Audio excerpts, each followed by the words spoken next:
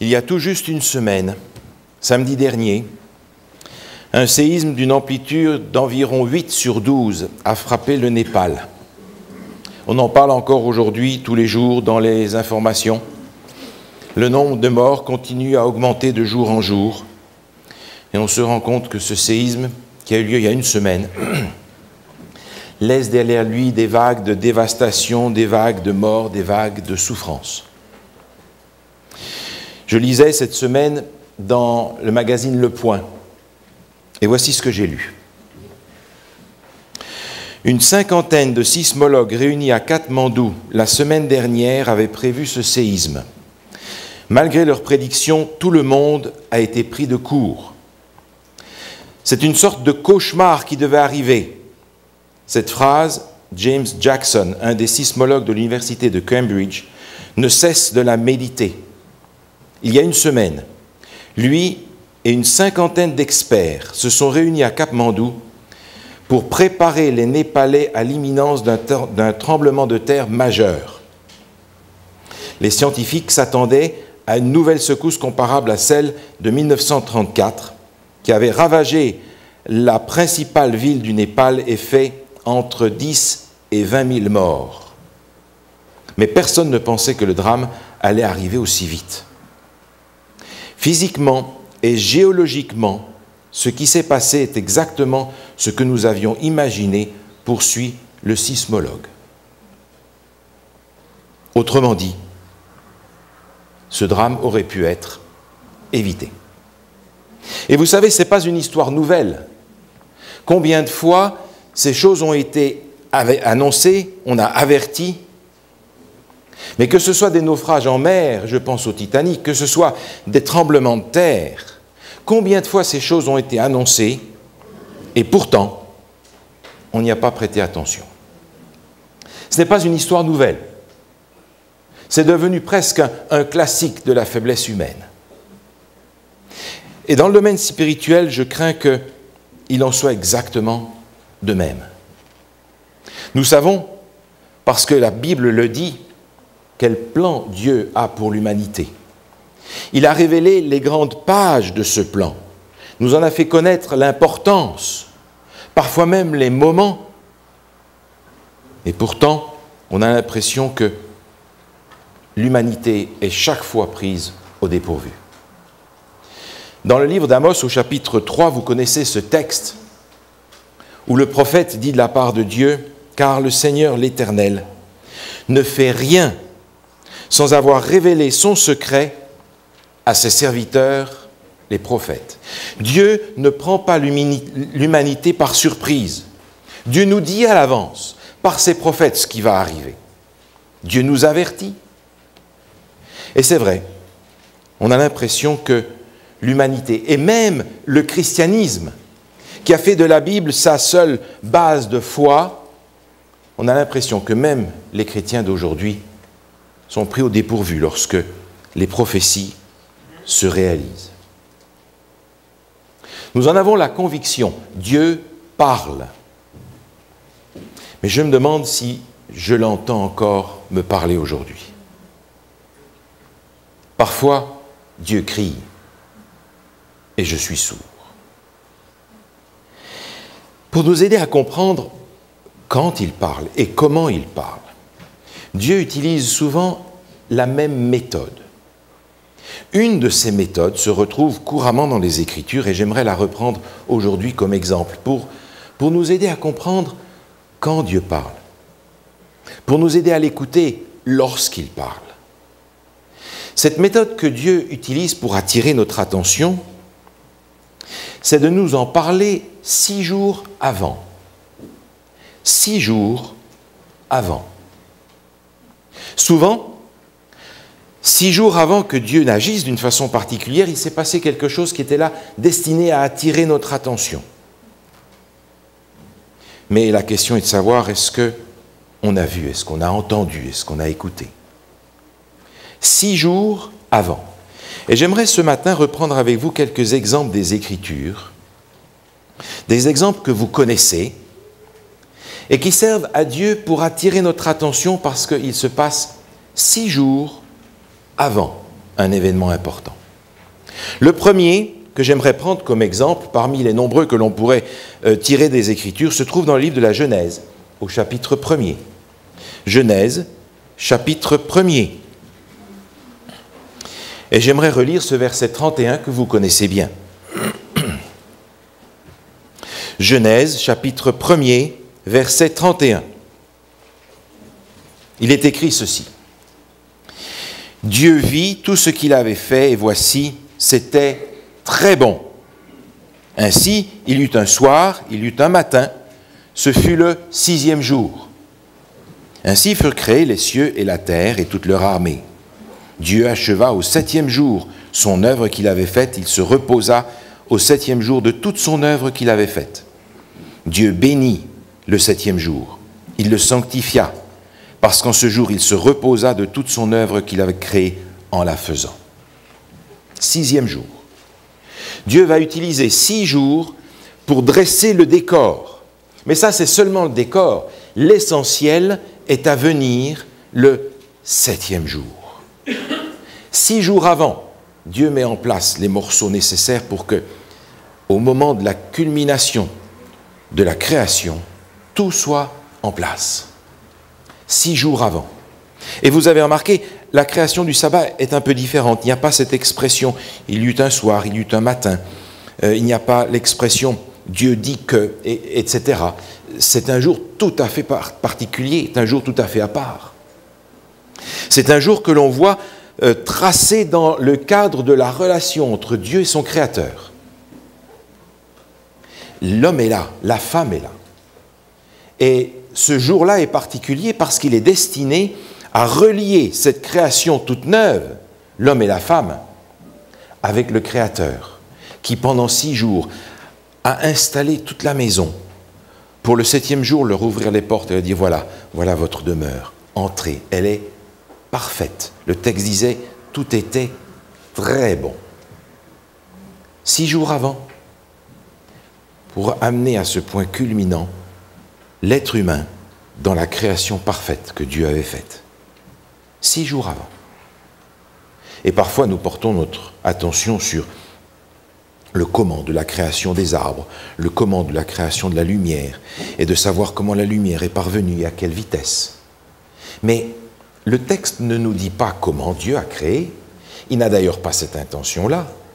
Le texte nous dit que Dieu a créé. Et l'important arrive au 7e jour, il a fait l'être humain, l'homme et la femme, à son image, à sa ressemblance. Voilà l'important, parce que c'est vous et c'est moi. C'est la rencontre avec notre Sauveur. 6 jours avant. Un autre exemple se trouve dans le livre de l'Exode, au chapitre 24. Exode, chapitre 24, j'aimerais lire avec vous à partir du verset 12. Exode, chapitre 24, à partir du verset 12, il est écrit ceci.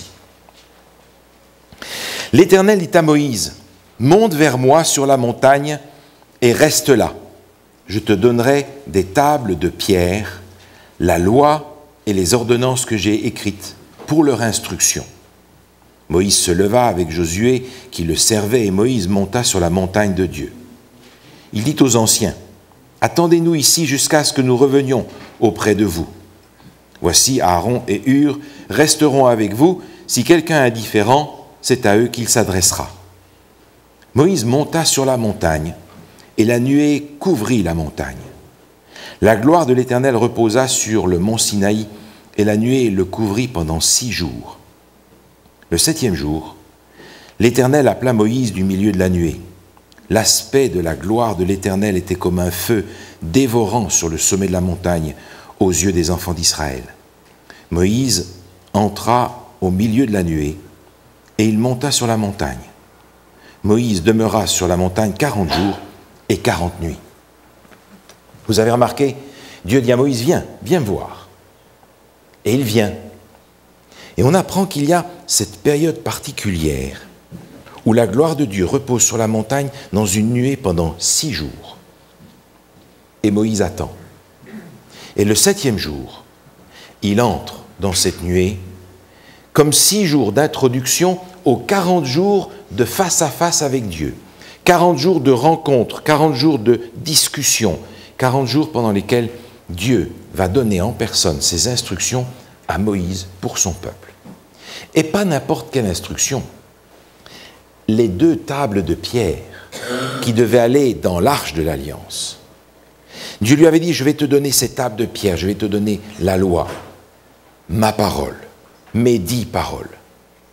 C'est donc un moment important, un moment solennel, un moment où Dieu va donner le texte de l'alliance qu'il propose à son peuple. Et ce moment particulièrement important est précédé par cette période de 6 jours, où Moïse va être là dans l'attente du moment où Dieu va lui dire « Viens maintenant, et je vais te donner ma loi ». Cette loi, c'est encore celle qui nous conduit aujourd'hui. Dieu a fait précéder ce moment important et solennel, ce moment où il remet sa loi à son peuple, comme le signe de cette alliance avec le peuple. Il le fait précéder par une période de 6 jours. 6 jours de préparation, 6 jours d'attente, 6 jours de recueillement, 6 jours de communion. Un moment particulier durant lequel Moïse a dû anticiper ce moment où il allait rencontrer en personne celui qu'il avait appelé au buisson ardent. Il allait rencontrer en personne celui qui un jour allait mourir sur la croix pour lui et qu'il viendrait encourager quelques heures avant. Un moment d'une extrême importance, une rencontre essentielle, primordiale dans l'histoire du plan de Dieu. 6 jours avant. Un autre passage se trouve dans le livre de Josué, un peu plus loin, au chapitre 6, où on retrouve ce même moyen par lequel Dieu attire l'attention sur des moments particuliers, sur des pages spéciales du plan du salut et du développement du plan du salut pour son peuple. Dans le livre de Josué, au chapitre 6, vous vous souvenez que Josué va rencontrer Jésus, celui qui sera Jésus, en préparation de la prise de Jéricho. Et il est dit ceci au début du chapitre 6, au verset 2, il est écrit « L'Éternel dit à Josué, voici, vois, je livre entre tes mains Jéricho et son roi, ses vaillants soldats. Fais le tour de la ville, faites le tour de la ville, vous tous les hommes de guerre, faites une fois le tour de la ville. Tu feras ainsi pendant 6 jours. 7 sacrificateurs porteront devant l'arche 7 trompettes retentissantes. Le 7e jour, vous ferez 7 fois le tour de la ville et les sacrificateurs sonneront des trompettes. Vous connaissez la suite de l'histoire. Pendant 6 jours, vous allez tourner autour de la ville. 6 jours. Mais le 7e jour, ce sera le jour de la destruction. Et vous vous souvenez comment le peuple, à ce moment-là, qui jusque-là devait garder le silence, se met à crier de toutes ses forces. Les sacrificateurs sonnent de la trompette. Et ça suffit pour faire tomber les murs. 6 jours avant, il y avait ce moment particulier de 6 jours. Et vous imaginez ces gens qui, dans la ville, voient ce cortège qui tourne 1 fois par jour autour de la ville. 1 fois, 2 fois, 3 fois, 1 fois par jour, pendant 6 jours. Vous ne pensez pas qu'ils se sont demandé « Qu'est-ce qui nous attend ?» Vous ne pensez pas qu'ils se sont dit, peut-être une fois comme Rahab, mais si on se rendait à ces gens-là, plutôt que de faire les malins, parce qu'ils avaient appris ce qui s'était passé dans le désert, ils ont appris ce qui s'est passé à la mer Rouge, ils ont appris toutes ces histoires, ils ont appris la manne qui tombait tous les jours, ils ont appris toutes ces histoires-là. Et probablement qu'avec les récits, ces histoires se sont embellies encore en quelque chose d'extraordinaire. Ils le savaient. Et non, ils sont restés là, 6 jours, solides. Non, non, on ne se rendra pas, nous. 6 jours d'avertissement, 6 jours d'appel, 6 jours avant. 6 jours avant une destruction qui est une description extrêmement significative parce qu'elle montre aux enfants d'Israël qui n'ont pas besoin d'utiliser leur épée, leur intelligence. L'Éternel combattra pour vous. En fait, la victoire, c'est la victoire de l'Éternel qu'il offre à son peuple. Ils ont besoin d'apprendre cette leçon-là. C'est ainsi que Dieu exerce ses jugements. Il ne va jamais juger quelqu'un sans l'avoir d'abord appelé, et appelé, et appelé, et appelé encore, jusqu'à ce que toutes les chances lui aient été données de répondre et de se rendre à Dieu avant qu'il ne soit trop tard. Un autre exemple de cette manière dont Dieu appelle 6 jours avant se trouve dans l'Évangile selon Matthieu au chapitre 16. Évangile selon Matthieu, chapitre 16. Il y a d'autres événements dans l'Ancien Testament, nous allons y revenir dans un moment si vous voulez bien, mais j'aimerais regarder ce texte dans l'Évangile selon Matthieu au chapitre 16, à partir du verset 21.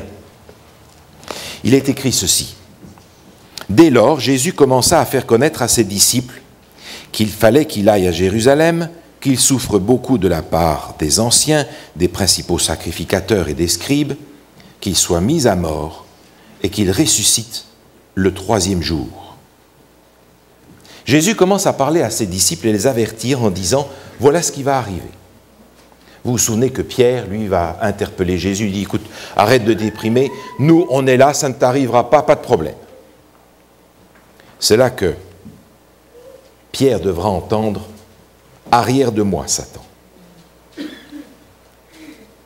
Mais Jésus va continuer à leur parler et à leur dire, par exemple au verset 27, « Car le Fils de l'homme doit venir dans la gloire de son Père avec ses anges, et alors il rendra à chacun selon ses œuvres. » Jésus est en train de préparer ses disciples et leur dire, « Cette mort à Jérusalem, elle est prévue, elle est inévitable, elle est nécessaire, elle est indispensable.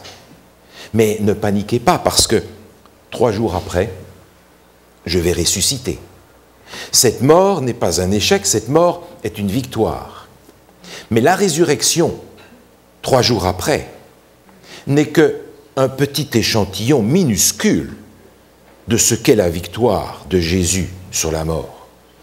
Parce que cette victoire, elle doit se manifester à la fin des temps, au moment où il va revenir. Parce qu'à ce moment-là, la victoire sur la mort n'est pas simplement en rapport avec lui, elle est en rapport avec tous ceux qui seront sauvés, qu'il vient chercher. Et Jésus essaye de faire comprendre à ses disciples, voilà ce qui va arriver.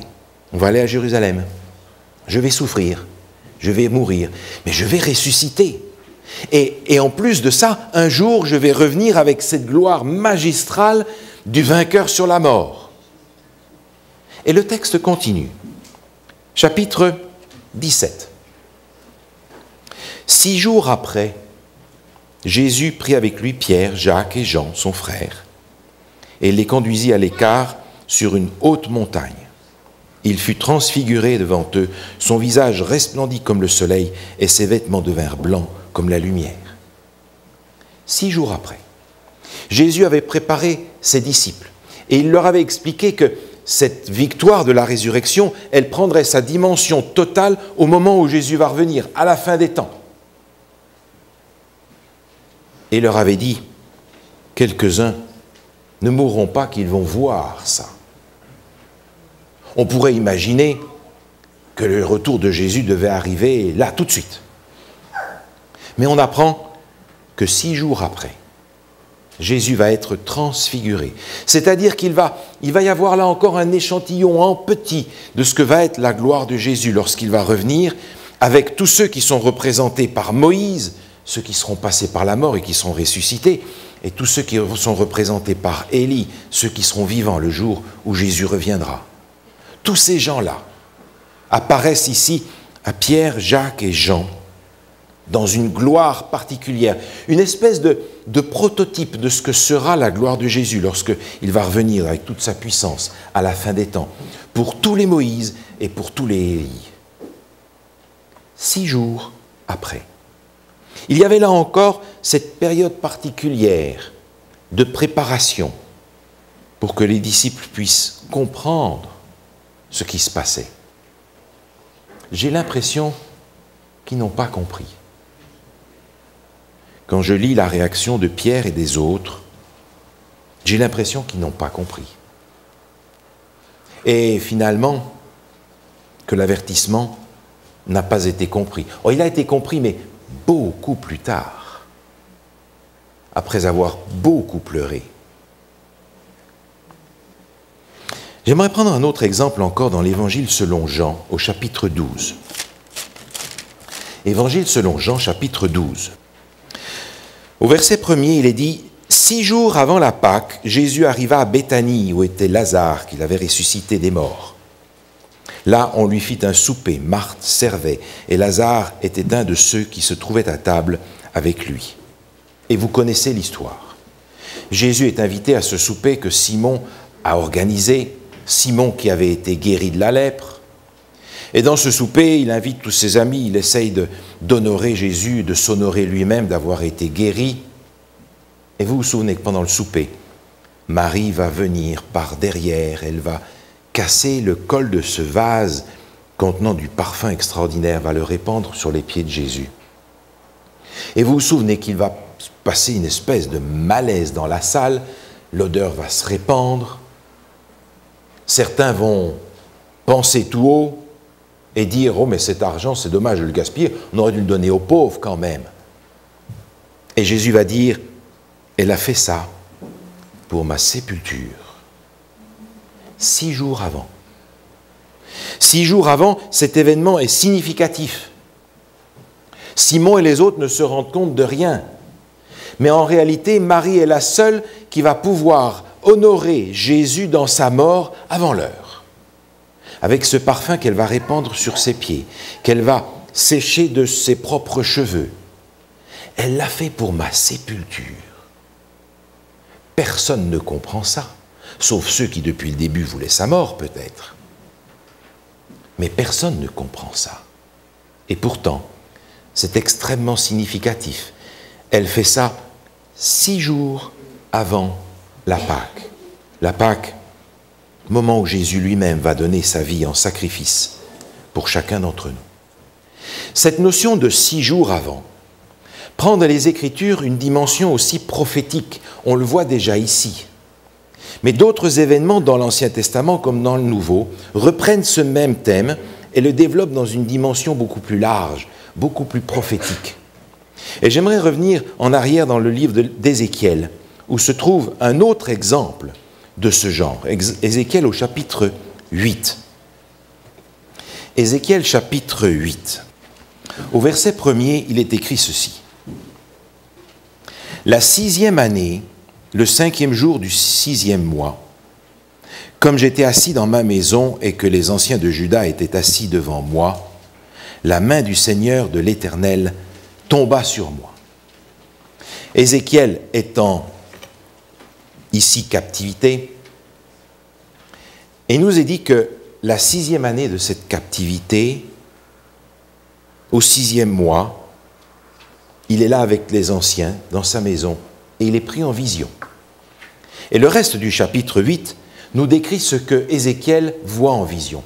Il voit les abominations que le peuple d'Israël a commises. Il s'est vautré littéralement dans l'idolâtrie la plus grossière.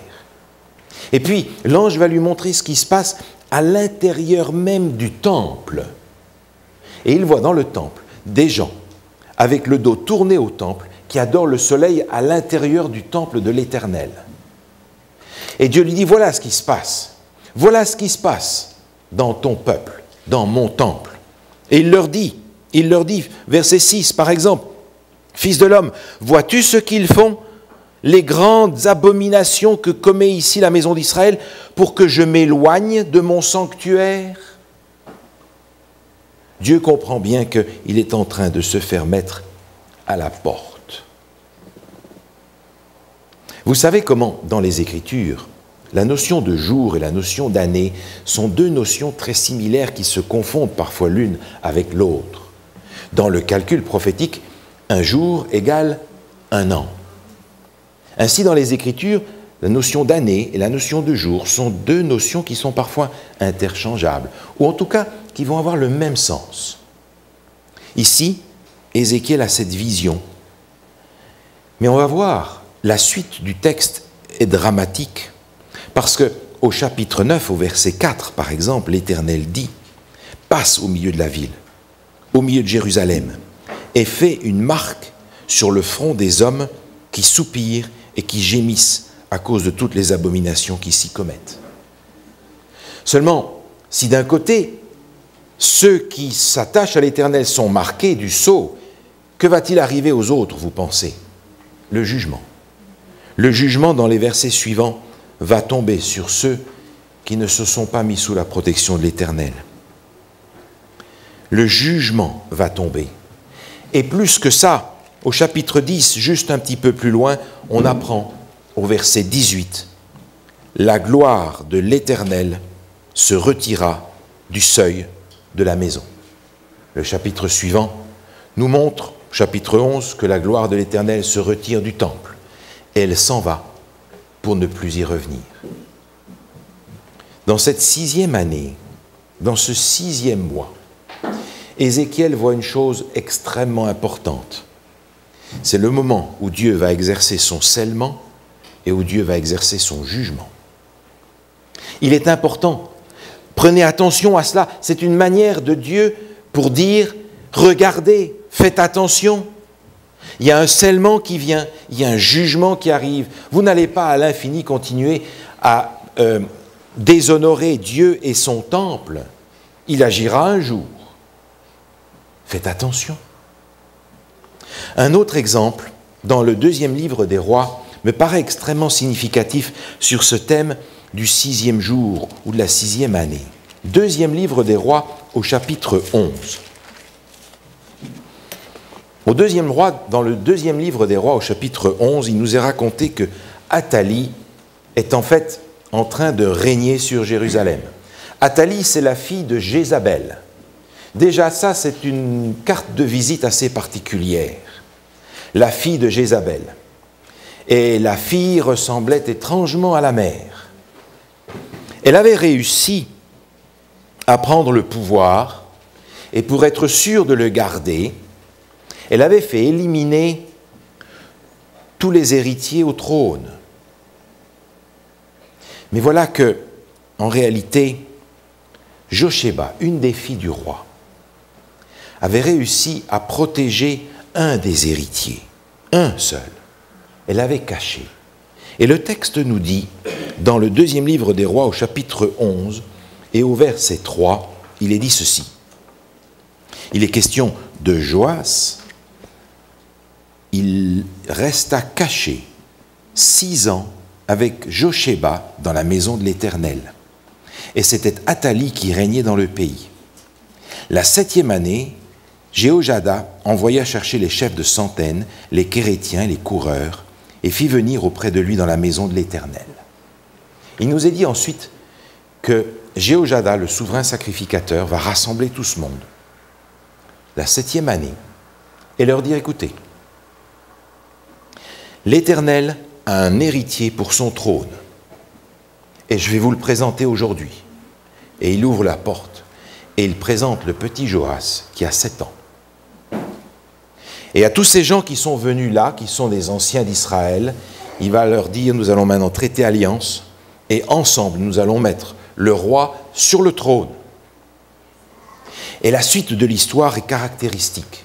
L'intronisation de Joas en tant que roi d'Israël est une image en petit du retour de Jésus. Vous reprenez les détails de cette histoire. Il y a là les gardes autour de lui. L'image de l'intronisation de Joas est une image du retour de Jésus en tant que roi, la 7e année. Mais il a été gardé, caché, au chaud, dans le temple de l'Éternel pendant 6 ans. Pendant 6 ans. Cette image que Dieu utilise 6 jours avant, 6 ans avant, 6 avant, en préparation de. Cette image que Dieu utilise, il l'utilise jusqu'à la fin. Est-ce que vous avez l'impression que le Seigneur aujourd'hui est en train de nous dire « Attention, nous sommes à la veille de voir dans le monde se passer quelque chose d'extrêmement important. » Pensez-vous qu'il soit encore aujourd'hui nécessaire de prêter attention aux signes que Dieu nous donne pour savoir dans quel temps nous vivons? Regardez avec moi dans le livre de l'Apocalypse au chapitre 9. Apocalypse, chapitre 9. Au verset 13, il est écrit ceci. Apocalypse, chapitre 9, verset 13. Le 6e ange sonna de la trompette, et j'entendis une voix venant des 4 cornes de l'autel d'or qui était devant Dieu, et disait au 6e ange qui avait la trompette, « Délie les 4 anges qui sont liés sur le grand fleuve Euphrate. » On a ici un ordre qui vient de Dieu de délier les anges. Et on a dans la suite du texte un certain nombre de catastrophes qui se développent les unes derrière les autres. Le 6e ange, ce 6e ange va amener un certain nombre de catastrophes parce que les anges qui retiennent les difficultés vont maintenant être empêchés de les retenir. Les anges vont lâcher les choses. Et là, on a l'impression que c'est le mal, que c'est l'ennemi qui domine.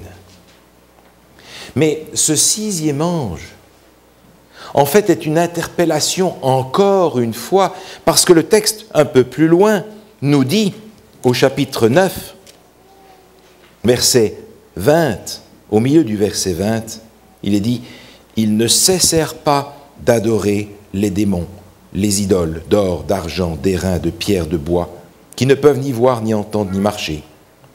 Et ils ne se repentirent pas de leur meurtre, de leurs enchantements, ni de leur débauche, ni de leur vol. » Autrement dit, ce 6e ange était encore un appel qu'ils n'ont pas entendu, parce qu'ils ne se sont pas repentis, parce qu'ils n'ont pas rejeté le mal qu'ils faisaient.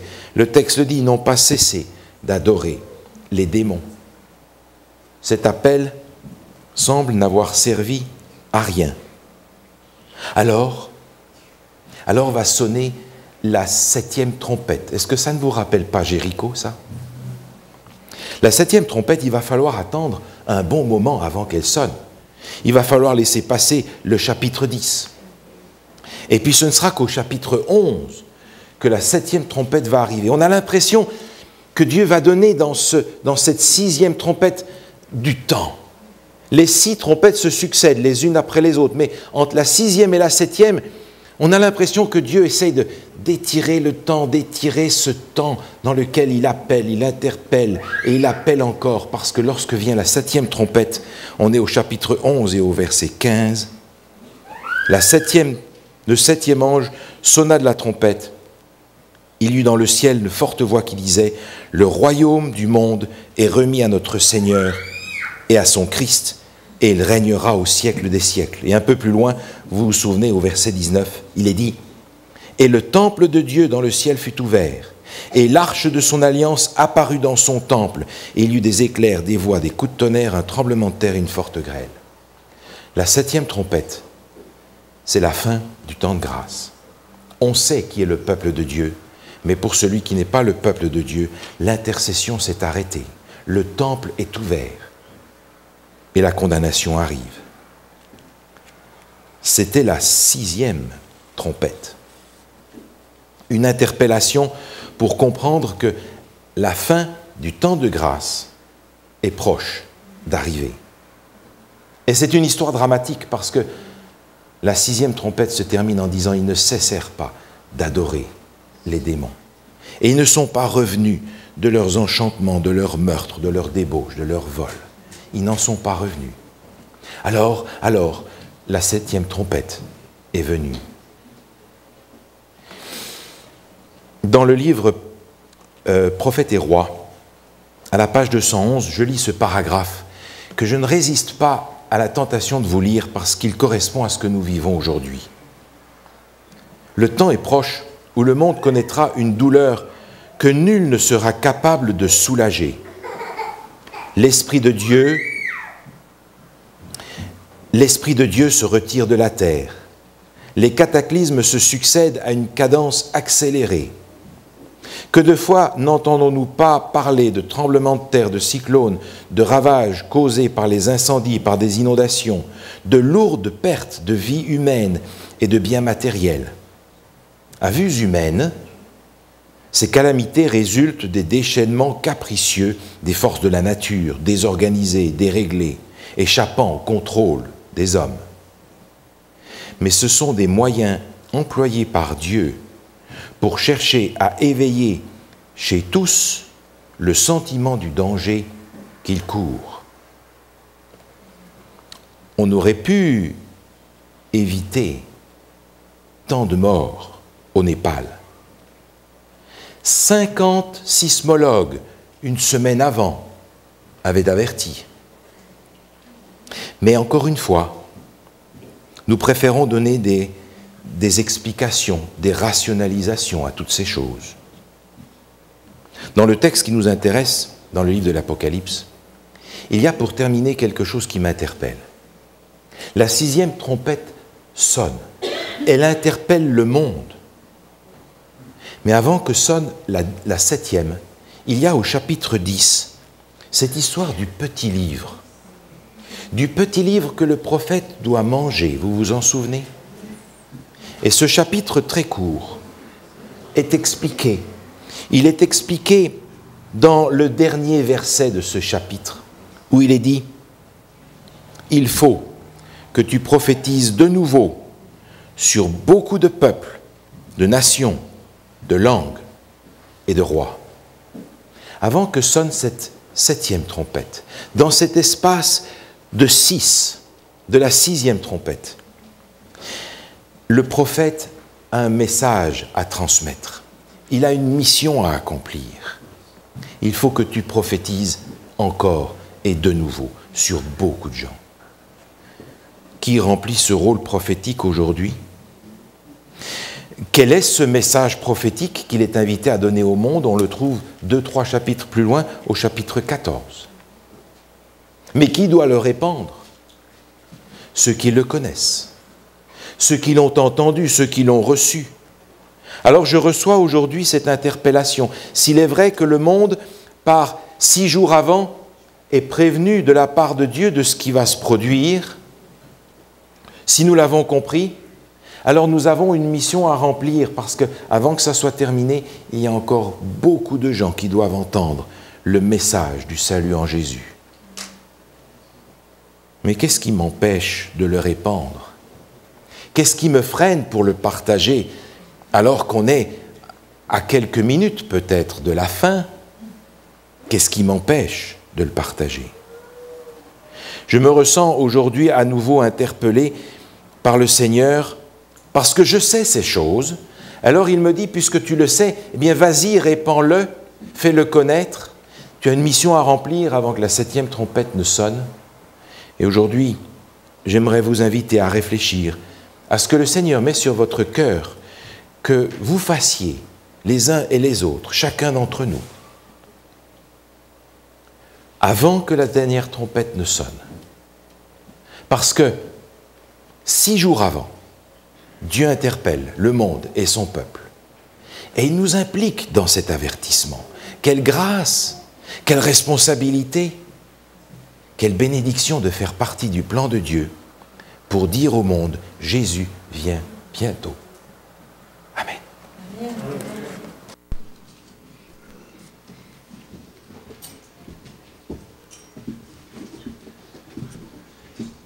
C'est maintenant le temps pour notre dernier cantique. On vous invite à vous lever. Le temps est court.